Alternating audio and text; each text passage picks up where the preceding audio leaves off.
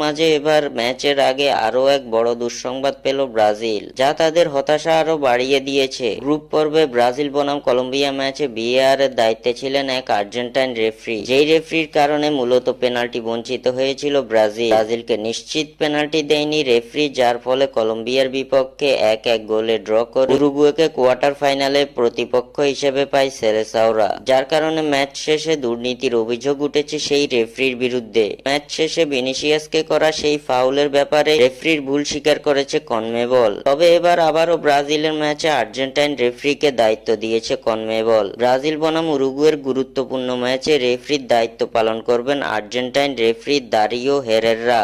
Copa America Colombia বনাম প্যারাগুয়ের ম্যাচের মধ্য দিয়ে অভিষেক ঘটিয়েছিলেন এই রেফারি। সেই ম্যাচে দুই দল মিলে মোট 28টি ফাউল করেছিল, যার মধ্যে দুই দলকে মাত্র 3টি হলুদ কার্ড প্রদর্শন করেছেন এই আর্জেন্টাইন রেফারি। ব্রাজিল